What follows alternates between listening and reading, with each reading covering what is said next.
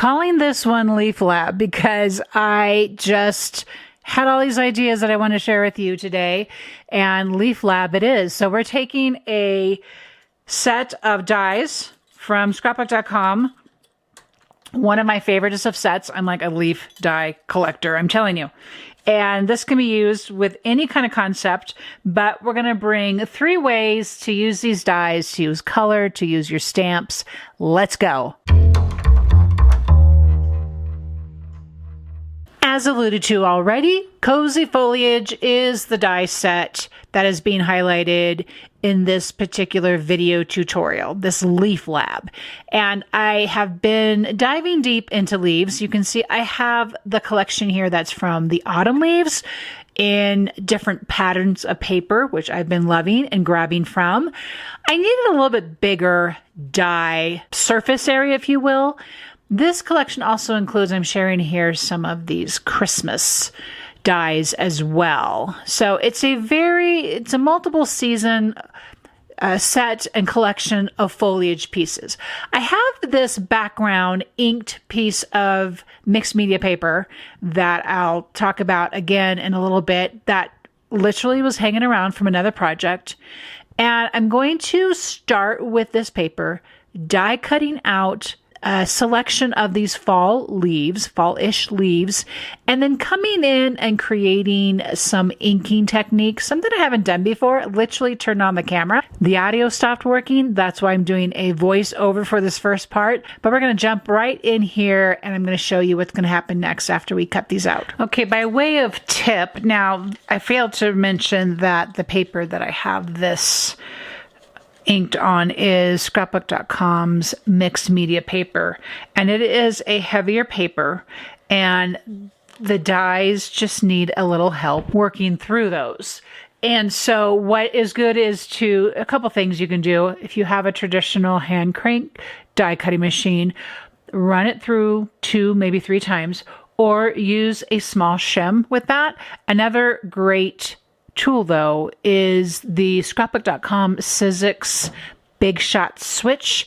Because of the motorized aspect of that die cutting machine, you're going to get really good results. Now I realize we're going to be inking these up, and so you're kind of asking then why did you die cut these from an inked background? And it's just because I did. It's just, there's no real technical reason why I did it that way. What's really fun to me right now is you can see the background on here, the ink, and it's really subtle. And at this point, we could even just layer in some distress spritz of whatever our favorite colors can be. And again, you can also do this with the more holiday, Christmas, winter foliage as well. This is not exclusive to fall dies. It's just I'm really into the fall leaves right now. They're just making me so happy. And so I just want to make sure I shared that aspect with you. Don't think you have to do it on ink background. Don't think you have to do any color on here. Don't think that you have to only do it just on a white background. All these things you can do. I just want to really invite the exploring. Maybe you have a die set of leaves stashed away and you've not done anything with them lately. And so grab them out. Maybe you are itching to get started on some Christmas makes. Grab those dies out and just start coloring them. And then I realized I haven't inked these, but I did take some time to die cut all of these. Some of them are spritzed with color and they're a solid, they're a pattern background, and I still spritz them. So this is just more than anything an invitation to enter into a little bit of creative play. Enjoy the process of what can you come up with in your inking. I don't do a lot of ombre, so that was kind of my own little personal challenge of let's see what an ombre does for me. And if I hardly even add anything on there, and I am a fan. Complete, utter, head over heels in love with this. Now, I do wish I had some more of these smaller size ink blending brushes, because I think we could even get a little bit more detailed with this. But what's one of my mantras, if you follow us here at all on this channel, and that is to use what I have. Use what you have, and so I'm using what I have here. And you can go heavy or light, and this is just really beautiful. I think I'm going to add a little bit more in here, just have a little bit of white space. I'm hardly pressing. I'm just almost flicking. I'm flicking the ink, almost, not quite. I hope you get the idea. So now at this point, you know, do we want to go with some green? I have peeled paint here in these Distress Oxide minis, and I have the bundled sage. I also have crushed olive. We're going to go with the sage and see what we think here. We can always come back. When you start light, you can always come back in dark. I'm kind of okay with that. And then here as well. And just kind of rubbing that in a little bit. Filling in some of my, oh, I know what else I'm going to do. Watch what else we're going to do here. So let's finish this up. Let's just add some green hits here. So I think these are absolutely beautiful. I know. You're like, you've never done this before, have you? Actually, no. I just literally turned on the camera and started playing with this idea because it was in my head. And I'm like, I want to talk leaves this week. And this is one of the things I have in my head I want to share. I want to experiment with y'all. So here we are. Okay. I just remembered I have this little old brush here. This is from Hero Arts, super small head. So I'm going to grab it, and I think Vintage Photo. I think that's what I'm going to like. And I'm going to add this to the stems. Now sometimes, especially when I'm layering, I will cut off the stems. But I don't know if I am going to cut off these stems, and I don't want to leave them white, nor do I want to color them green. So we're going to color them, in this instance, brown. I'm going to color them brownish. I'm even going to add a little bit of that brown here to the bottom of that. And we could have gone the other way too, right? We could have started brown. We could have started with some orange-ish into here and gone into green that way. So that's another option to try. Okay. Oh, these are really pretty. These are really lovely. This is something that you could just do for a long time. Now, I think the next thing I want to do, I just want to hit this with just a little bit of water because it is Distress Oxide. A little bit of water on there. And grabbing some paper towel, I'm just going to pull the water off.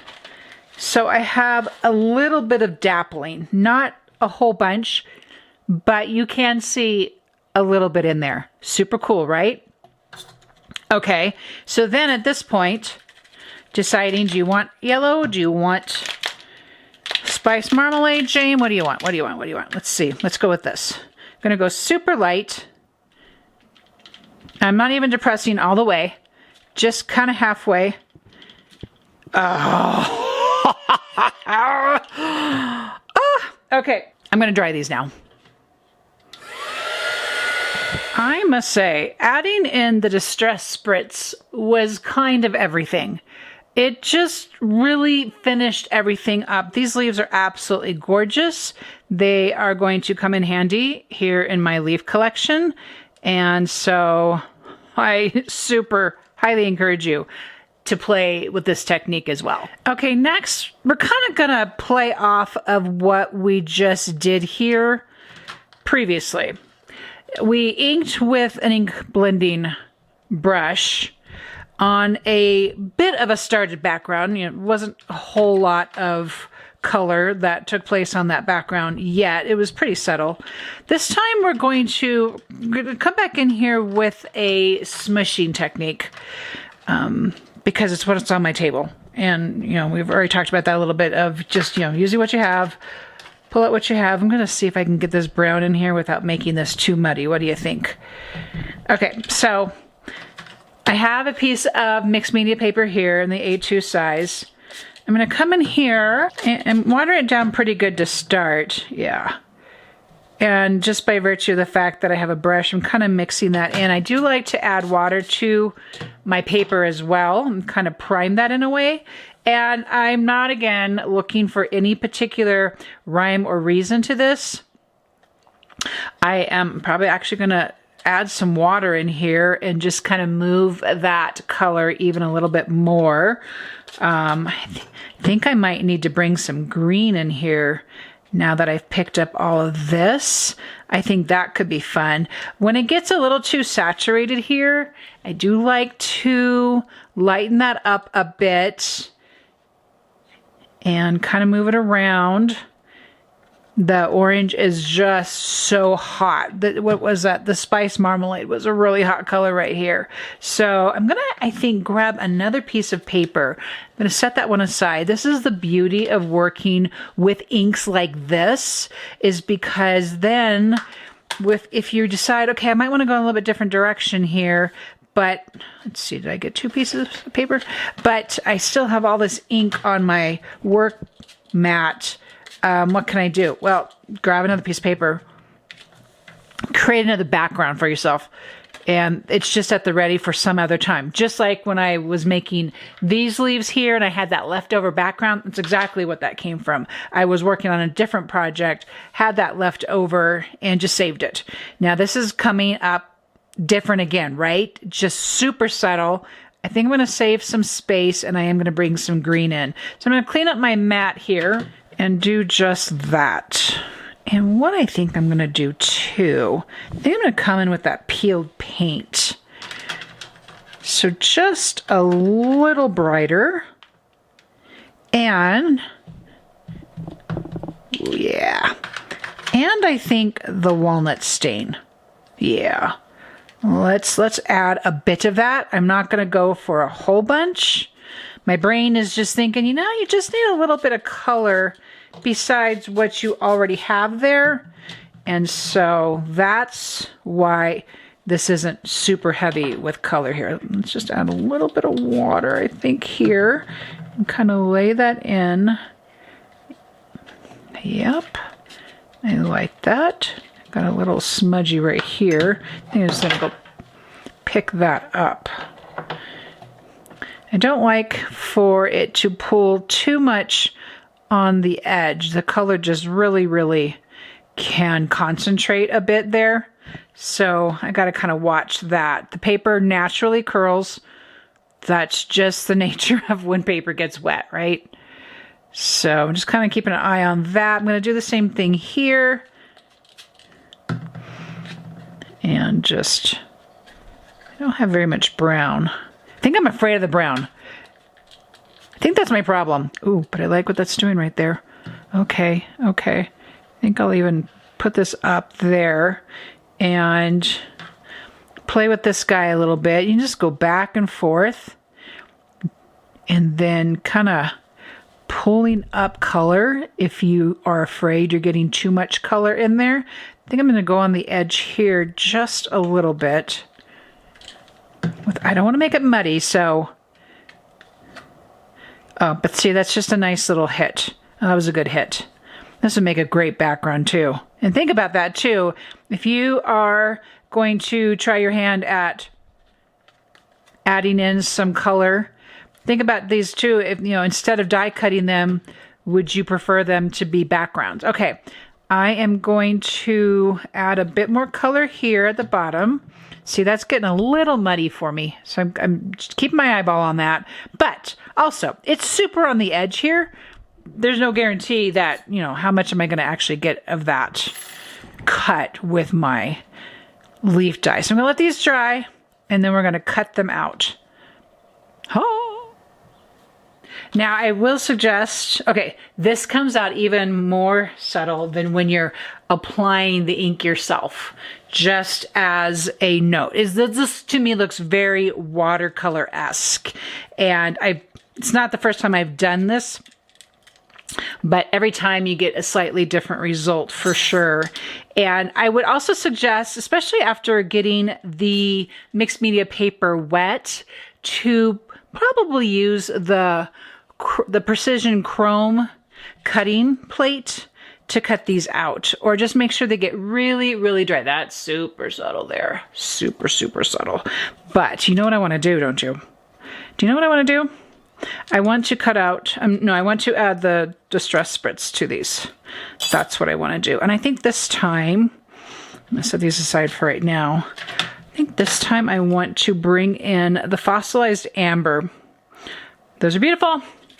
Doesn't take away from their beauty. They're just different because of the different way of inking. Can you hear me doing this off camera? In case you're wondering what that irritating noise is, it's me.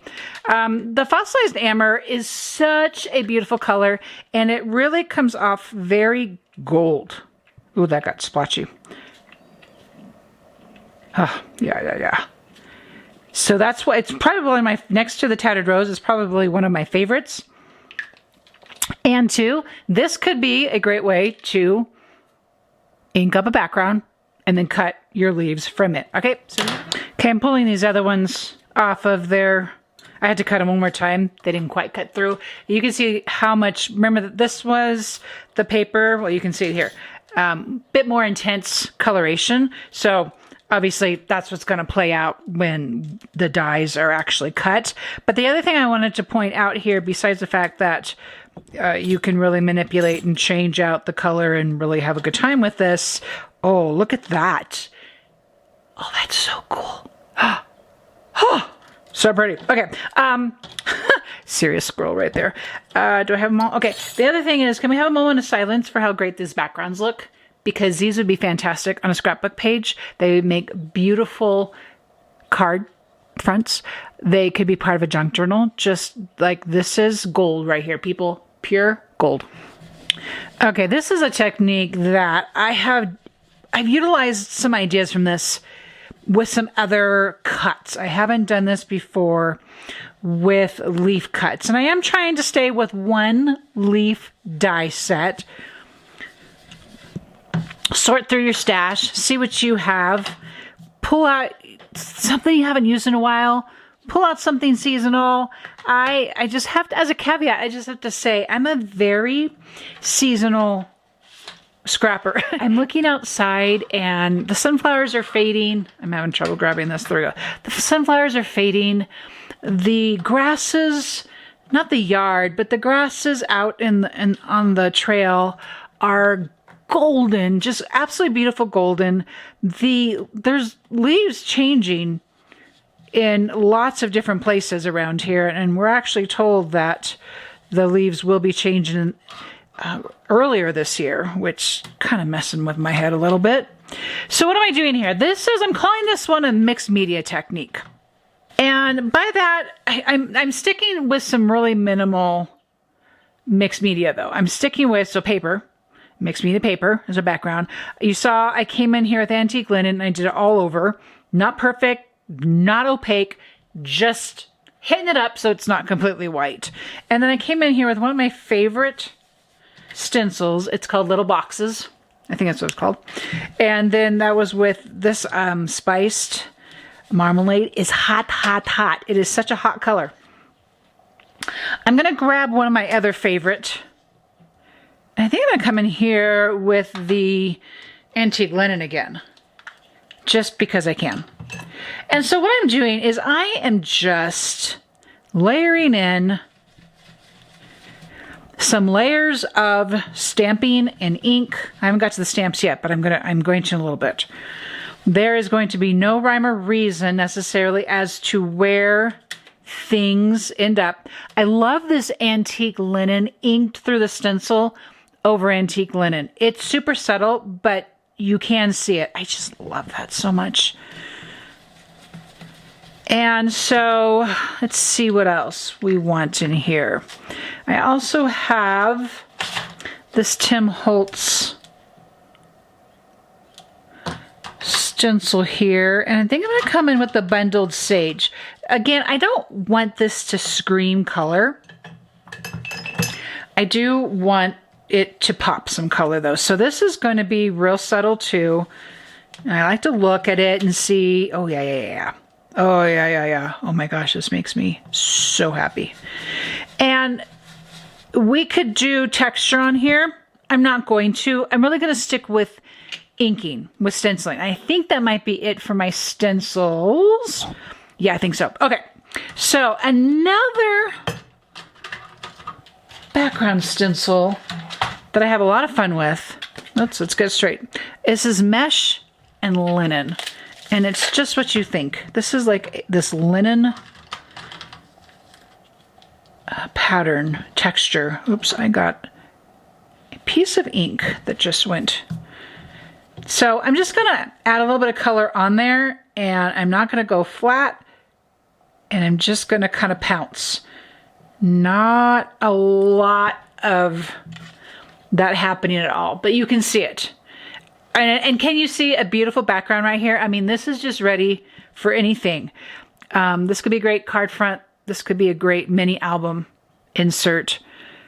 I feel like I repeat myself all the time. I just so desperately want us, because there's so many of you that join us, and I hear all the time, well, I'm a card maker, but I learned some things from you, and I love that because it's exactly what it's about. So this is just a canvas, and this canvas can end up anywhere in how you make stuff. This is just one way. There's so many ways. I'm like literally had to like stop pulling things out. Do I have enough here? Do I want some more? See, I'm talking and I can't talk and do this at the same time. So don't think, well, I would never do that. I mean, this could be a gorgeous scrapbook page too. If you had there for the mixed media paper, not only is there the A2, there's 6x8 size. If you do that size, there's also 12x12. You could make a massive canvas, and you could use any of these techniques that we have going on here. Okay, so I'm going to go ahead and grab this mesh here, and I'm going to use a little bit of Rusty Hinge. I love these Distress Oxide minis. I love just, especially when I'm doing this kind of a layering of stamping, I don't need my whole thing covered, and it just goes exactly where I want it. So I just had to make a little plug for that, because I've started to collect the newness that is the, oh, that's a little hot. And sometimes you can come in here, yeah, you can come in here with a cloth and just add a little bit of a softer focus to it if something comes in a little too hot for you. So be mindful of that as well. And that's exactly what I'm getting. I could keep it like that, but I kind of liked being able to smudge it a little bit. Actually, I like that a lot. And I'm not even re-inking, right? Just coming in here. Oh, why do I love this so much? I don't even know. I don't even know. I'm just going to do a little bit over here. The restraint is real, my friends. Restraining myself from adding more and more and more. And I'm still seeing everything in there. And not that I need to, because we're going to be die cutting this. We're using the same dies as previously. Oh, let's add some script in here. So at this point, I'm going to do the vintage photo. But we're going to be cutting this up from the same dies we've been using. So you want to kind of make sure that, in fact, you do get a halfway good coverage. Let's see. Let's grab a leaf here. Okay, so that's going to be super cool, right? Because it's going to be grabbing all that stuff. And look how cool this would be if you just cut that up. And then pretend that's cut out. And then you pop this up and you have it silhouetted over something else. Oh, yes, that would be so cool. Okay. So I'm going to just do the same thing here. I'm not even using a stamping block. Just kind of keeping my hands moving. Not overthinking any of this. But, you know, I'm using some subtle coloration. That's just kind of my way. Let's go right here in the middle, too. We can't forget the middle. We don't, a lot of times, now let me take another moment here and talk about this. A lot of times when I am doing design work on a canvas like this, I'm real heavy up here in this corner. I'm real heavy down here in this corner. And so I'm kind of breaking myself from that right now because I need to be all over. So it's just, you know, some habits die hard, but I just, if you're wondering why that's hard for me, that's why, because I kind of go for these things from those corners just as a design concept. Okay, I'm super tempted to add some florals in here, but I think I'm gonna restrain that as well. This is a most favorite stamp set. This is Grunge. I use this again and again and again. I use it a lot. Oh wait, how about some green? How about a little bit of peeled paint. Yes, I think that'd be a great idea. I'm going to go on this end down here. Let's get the right ink part in our hands, Jam. Okay, and we're going to go like this. Yep, and this. Okay. What a fun practice. What a fun thing to be able to do. All right, so I'm going to say yo and slow down and stop. And, oh, wait, maybe though, first we need, no, the circle. I love this circle right here. I'm going to grab, this is walnut stain. Walnut stain is new. I don't think I had walnut stain until I got this mini set. Okay, we cut it up. All right, here we go. Pulling these out of here. And that's what we got. I think that is so cool. Let's pull the rest of these out of here, give you a sneak peek. And then you'll have to join me again when we make something with these. Okay? Because they deserve to be made with. They deserve to go in your art journal, on your card fronts, in your October book, wherever. These are good. We can still also layer it with Distress Spritz. Okay, so what do we do here? We did one die set. We did one palette of color, basically. I didn't go outside of that color palette too much at all. I stuck with Distress Oxide. Okay. Of course, I brought in a bunch of great elements with this. Gonna take you far though. That's so pretty too. And so this is what we have. We have our mixed media. We have our kind of watercolor effect. And we have our ombre blended. And that's just 3 ways to take your inks, your dyes, your colors, and have some creative fun and play. All right, friends, I'd love it if you'd like. I'd love it if you subscribe. I'd love it if you tell your friends about our crafty community here, and check out all the links below, and I'll see you in the next video.